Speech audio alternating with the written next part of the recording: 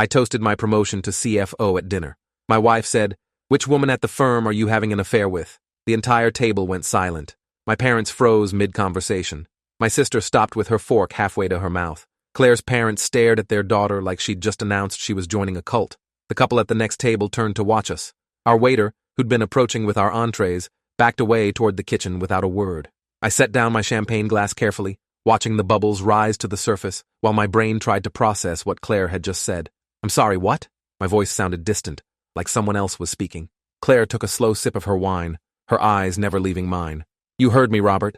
CFO at 38. That doesn't happen unless someone's getting special treatment. I'm just wondering which of your female colleagues you've been sleeping with to get there." She said it casually, like she was asking about the weather. My mother made a sound somewhere between a gasp and a choke. "Claire, that's a horrible thing to say." Claire ignored her completely and pulled out her phone.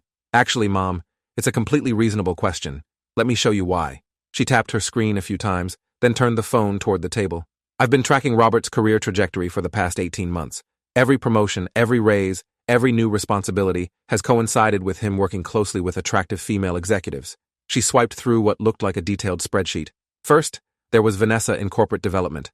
They worked together on the acquisition strategy for 6 months. Then Robert gets promoted to VP of Finance. Coincidence? She swiped again. Then Catherine in investor relations. 9 months collaborating on the restructuring plan. Another promotion to senior VP. Another swipe. And now Olivia, the CEO's chief of staff. They've been in meetings together almost daily for a year.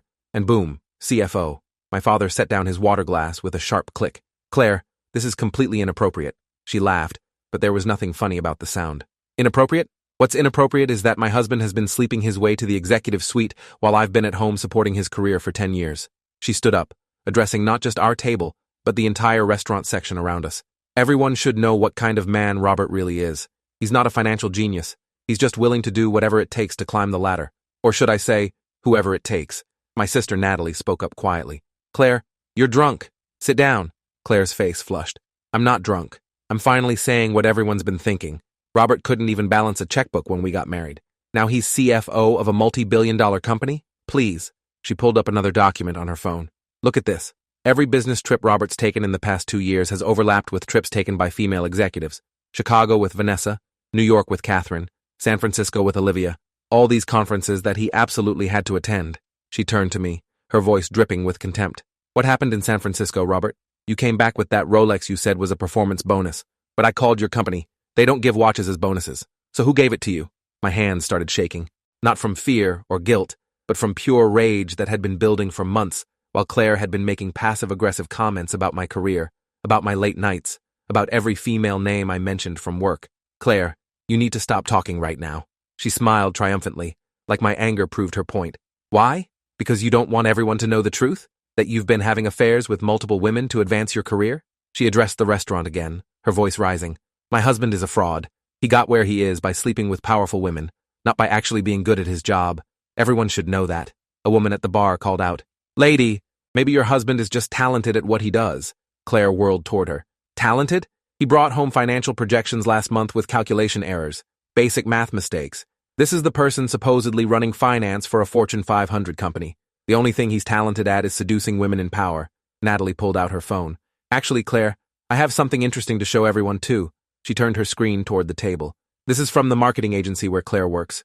According to their website, she's listed as an account coordinator, the same position she's held for 7 years. Claire's expression flickered. "That's not relevant." Natalie continued smoothly. "Really? Because I also have these emails from 3 years ago." She started reading from her screen. "From Claire to her college roommate. I hate that Robert keeps getting promoted while I'm stuck in the same role. Maybe if I had a penis, my boss would notice me too." The table went silent. Natalie scrolled down. "Here's another one from last year. Robert came home excited about his VP promotion, and I wanted to throw my wine in his face. It's not fair that he keeps succeeding while I can't get anywhere." She looked up at Claire. "This isn't about Robert cheating. This is about you resenting his success. If you are enjoying this story already, please subscribe to see more stories like this." Claire's hands clenched into fists. "You went through my private emails?" Natalie smiled coldly.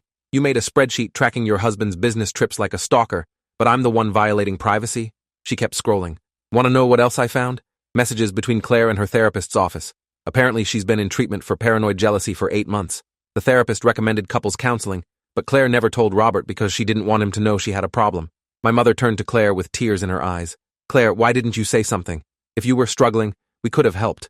Claire's father, who'd been silent until now, spoke up. Sweetheart, what's really going on here? She looked around at all of us, seeming to realize for the first time that she'd lost control of the narrative. This isn't about me. This is about Robert betraying our marriage.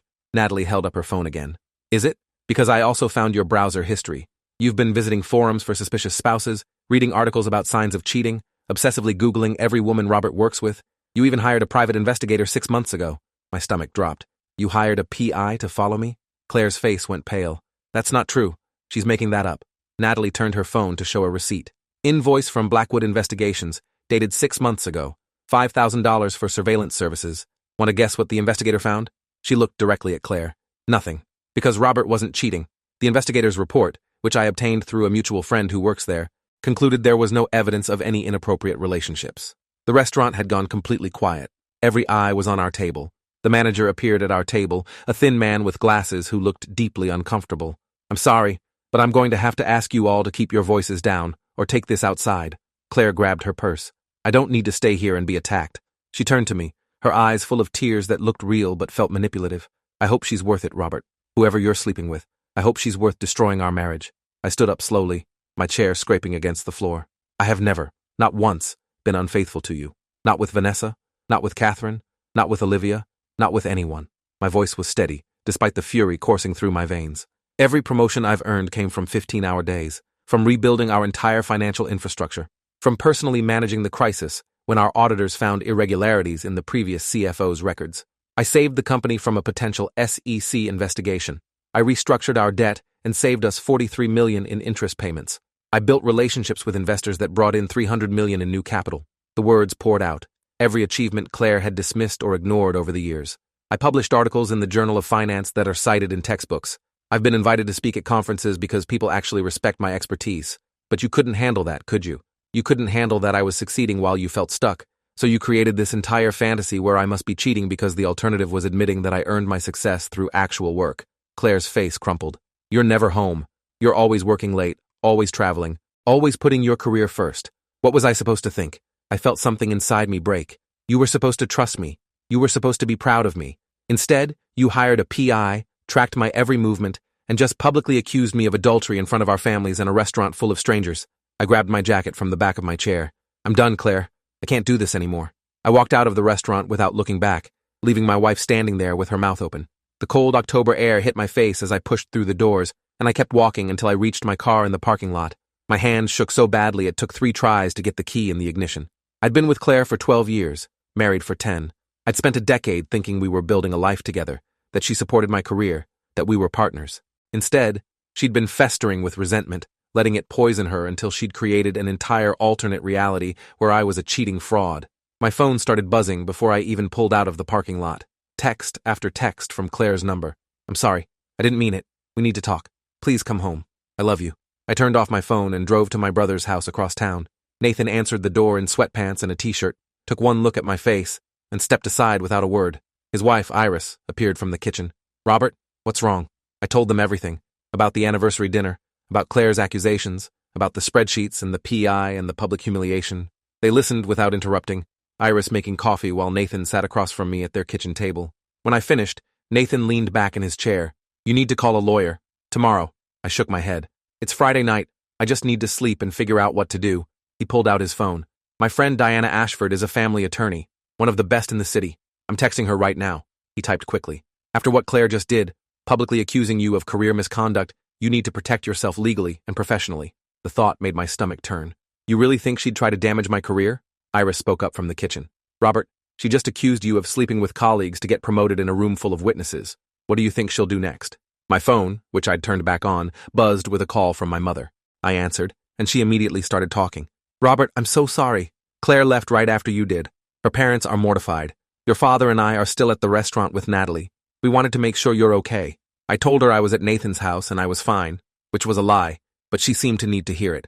She told me Natalie had forwarded her copies of all the emails and documents she'd found, and that if I needed them for anything, they were available. We talked for a few more minutes before I hung up, emotionally exhausted. Nathan's phone buzzed. Diana says she can meet you tomorrow morning at 10. Her office is downtown. He showed me the address. She specializes in high-asset divorces, and she's handled cases involving professional reputation damage. You need someone who understands what's at stake here. I spent that night in Nathan's guest room, staring at the ceiling and replaying the dinner in my mind. Every word Claire had said, every accusation, every moment of humiliation. Around 3 in the morning, I finally admitted to myself what I'd been avoiding. My marriage was over. There was no coming back from what Claire had done. No amount of counseling or apologies could fix the fact that she'd tried to destroy my reputation in the most public way possible. Saturday morning, I drove downtown to meet Diana Ashford. Her office was in a high-rise with floor-to-ceiling windows overlooking the city. She was maybe 50, with silver hair cut in a sharp bob and eyes that missed nothing. I sat across from her and explained the situation, showing her screenshots of Claire's texts and playing the video Natalie had recorded of part of Claire's rant. Diana watched and listened without expression, taking notes on a yellow legal pad. When I finished, she set down her pen and looked at me directly. "Mr. Thompson, I'm going to be very direct with you. Your wife's public accusations constitute defamation, and depending on how this plays out, could potentially open her up to a lawsuit. More importantly, you need to protect your professional reputation immediately." She pulled out a business card. "This is Laura Simmons. She's an employment attorney who specializes in executive protection. You need to contact her today and explain what happened. If your wife decides to make formal complaints to your company or to industry regulators, you want to be ahead of it." The thought of Claire reporting me to my own company made my blood run cold.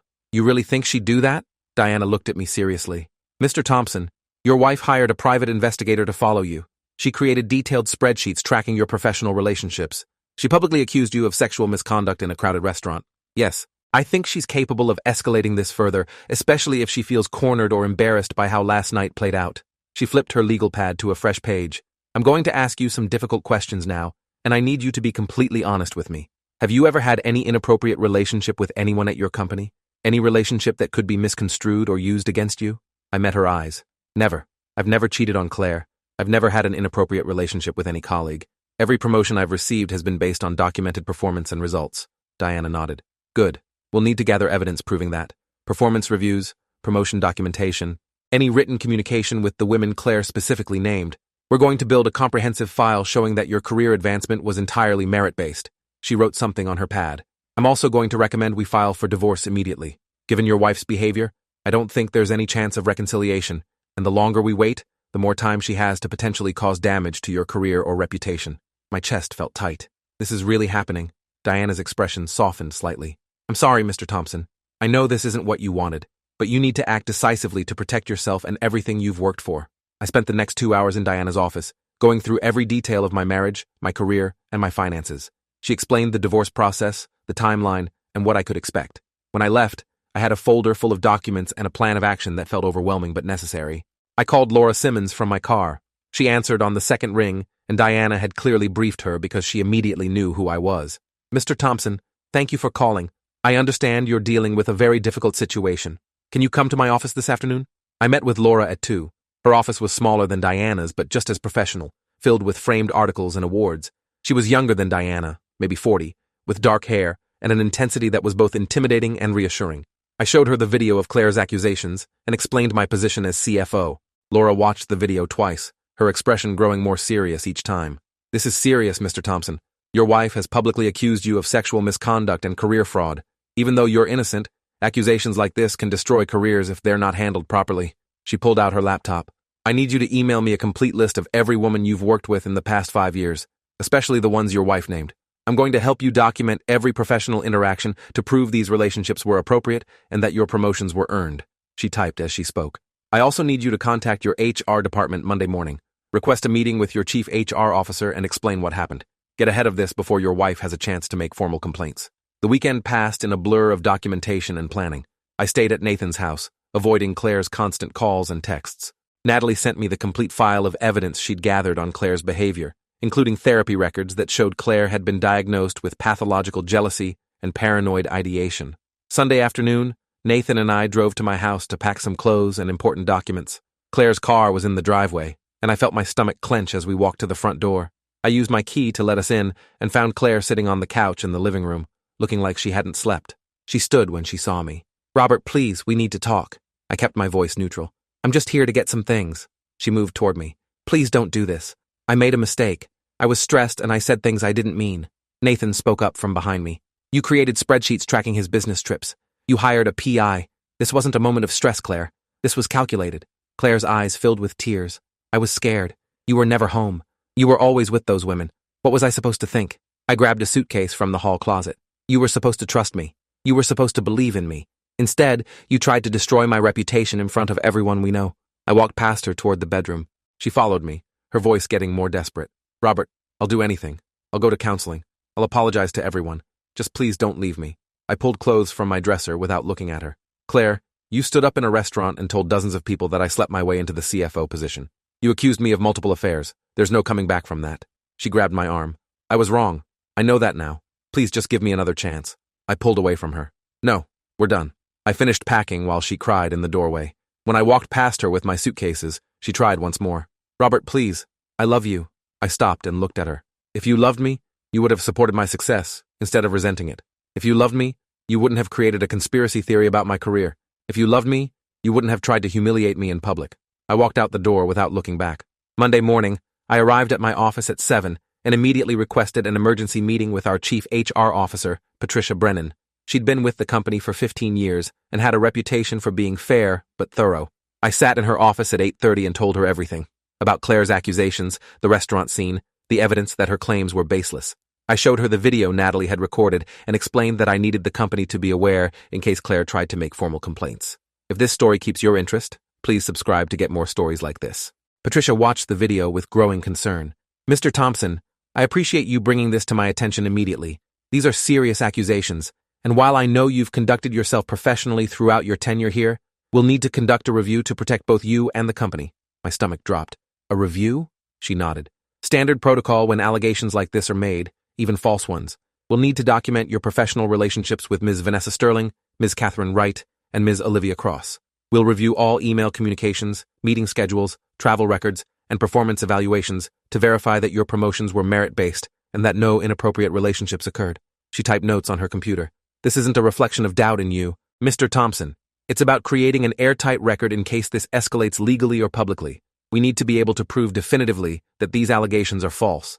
Over the next week, I participated in the most thorough review of my professional life. HR pulled every email I'd sent in 5 years. They interviewed Vanessa, Catherine, and Olivia individually. They reviewed security badge records showing when I entered and left the building. They examined every business trip, every expense report, every meeting calendar entry. It was humiliating and exhausting, but I cooperated completely. On Friday, Patricia called me back to her office. She had a thick folder on her desk. Mr. Thompson, our review is complete. I want you to know that we found absolutely zero evidence of any inappropriate relationships or conduct. Every promotion you received was documented with clear performance justifications, approved by multiple executives, and supported by measurable results. She opened the folder. Your emails with Ms. Sterling, Ms. Wright, and Ms. Cross are entirely professional. Your business trips were all properly authorized, and expense reports show no irregularities. Your meeting schedules show that you rarely met with any of these women one-on-one, and when you did, it was always in professional settings. She looked at me directly. The company stands behind you completely, Mr. Thompson. Your record is impeccable, and your contributions to this organization are well documented. I felt relief wash over me like a wave. Thank you. Patricia closed the folder. However, I need to warn you that your wife contacted our ethics hotline yesterday. She filed a formal complaint alleging that you engaged in inappropriate relationships with female executives to advance your career. My blood ran cold. What? Patricia held up her hand. The complaint was investigated and dismissed based on our findings. We've documented everything and sent your wife a formal letter stating that her allegations were unfounded and that any future complaints of this nature would be considered harassment. She pulled out another document.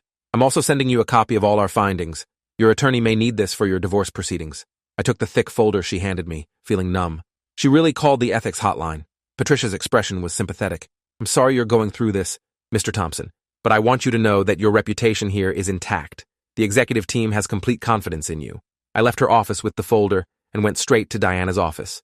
She reviewed the HR findings with satisfaction. This is excellent. Comprehensive documentation that completely refutes your wife's claims. We'll use this in the divorce proceedings. She made a note on her legal pad. I'm also going to recommend we file a restraining order. Your wife's call to the ethics hotline constitutes harassment and an attempt to damage your career. The restraining order was granted 3 days later. Claire was prohibited from contacting me directly, from coming within 500 feet of my workplace, and from making any further allegations about my professional conduct. The divorce papers were served at her office the following week. According to the process server, Claire went white when she received them and locked herself in a conference room for an hour. That evening, my phone rang from a number I didn't recognize. I answered cautiously. It was Claire's mother. Robert, please, you have to reconsider. Claire made a mistake, but she loves you. Can't you find it in your heart to forgive her? I took a breath. Mrs. Hoffman, Claire didn't just make a mistake. She systematically tried to destroy my career and reputation. She called my company's ethics hotline with false allegations. She publicly humiliated me in front of our families. This isn't about forgiveness. This is about protecting myself from someone who's proven to be destructive and unstable. She was quiet for a moment. She's in a very bad place right now, Robert.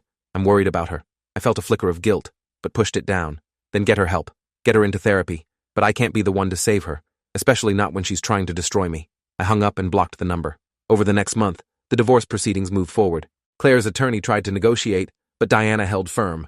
We wanted a clean separation with no alimony, split of assets based on what each of us had brought into the marriage or earned individually, and a non-disparagement agreement preventing Claire from making any further false statements about me. Claire fought the non-disparagement clause.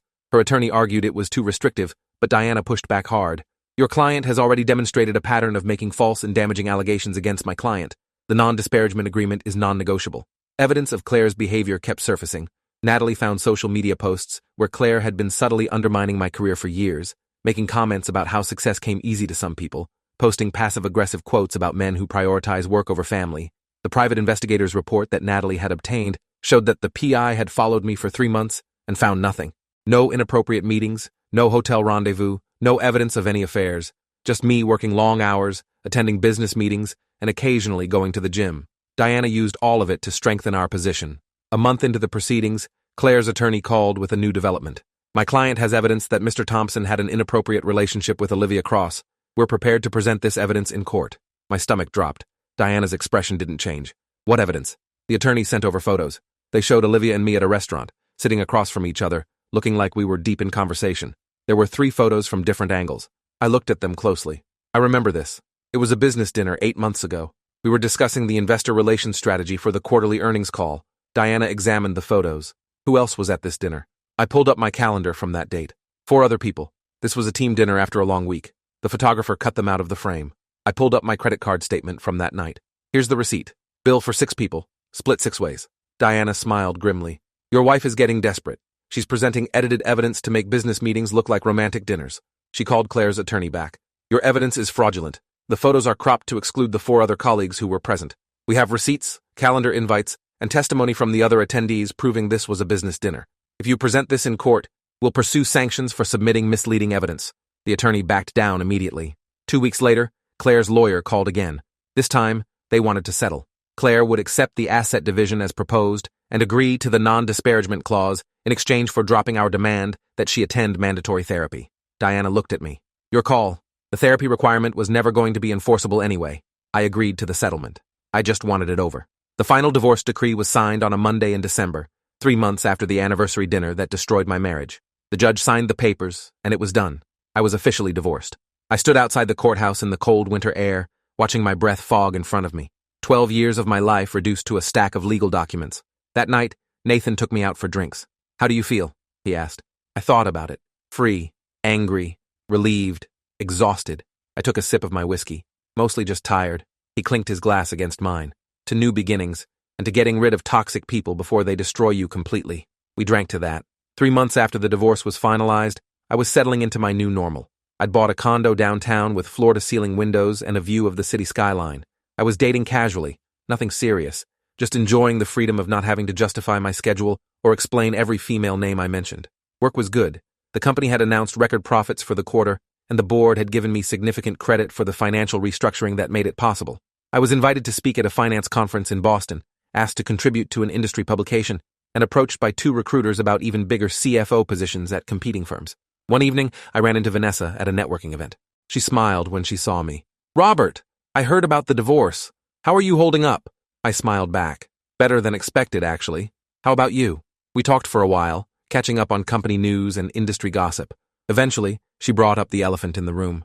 I hope you know that whole situation with your ex-wife didn't reflect on you at all.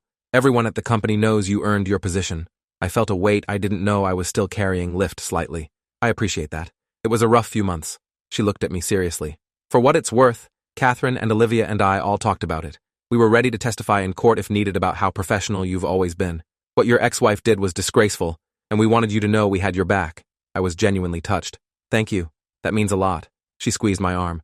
You're one of the good ones, Robert. Don't let one person's jealousy and paranoia make you doubt that. 6 months after the divorce, I was thriving. The initial pain and anger had faded into something more manageable, just background noise that occasionally flared up, but didn't consume me anymore. I started dating someone I met at a charity gala, an attorney named Felicia who worked in corporate law. She was smart, funny, and completely secure in her own successful career. When I mentioned working late or traveling for business, she didn't interrogate me or create conspiracy theories. She just said okay and told me about her own demanding schedule.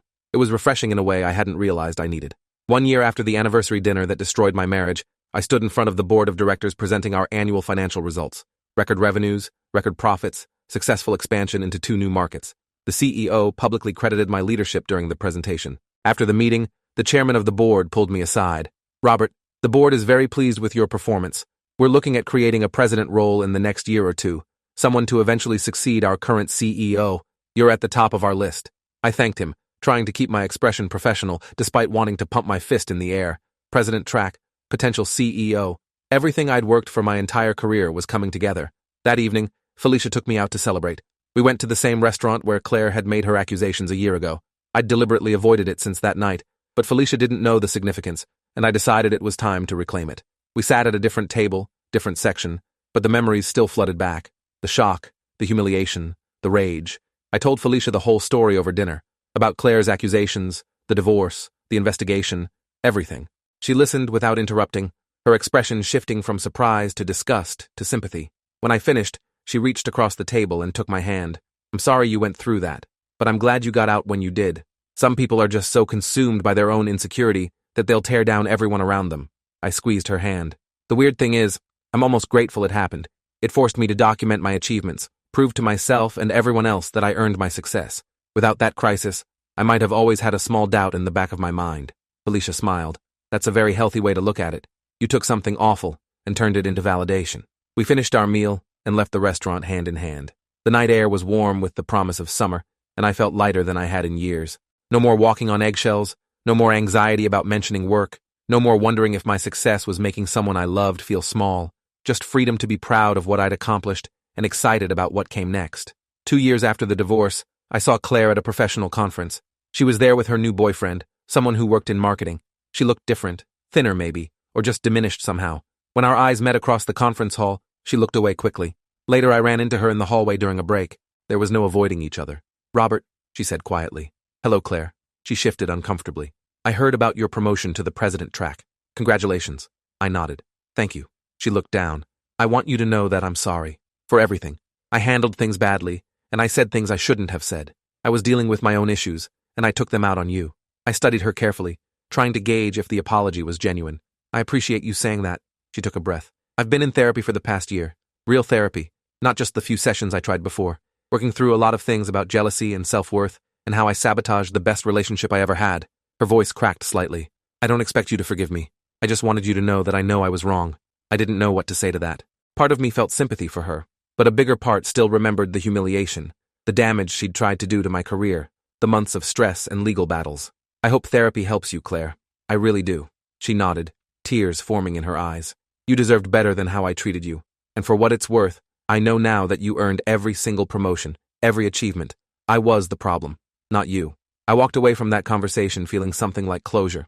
Not forgiveness, not yet, maybe not ever, but at least understanding that hurt people, and Claire had been hurting for longer than I'd realized. 3 years after that anniversary dinner, I was named president of the company. The announcement made industry news, highlighted my turnaround of the financial division and my role in the company's expansion. My parents called, Natalie sent flowers, and Felicia organized a celebration dinner with friends and colleagues. I stood in my corner office on the executive floor, looking out at the city below, and thought about the journey that got me here. The long hours, the difficult decisions, the crisis management, the strategic planning. Every promotion earned through actual work, actual results, actual merit. No shortcuts, no affairs, no compromises. Just dedication and skill and a willingness to do what needed to be done. My phone buzzed with a text from Nathan. "President Thompson. Has a nice ring to it. Proud of you, brother." I smiled and typed back, "Thanks for having my back when everything fell apart." He responded immediately, "That's what family does." I put my phone away and turned back to the window. Somewhere out there, Claire was living her life, hopefully working through her issues and finding peace. But that wasn't my concern anymore.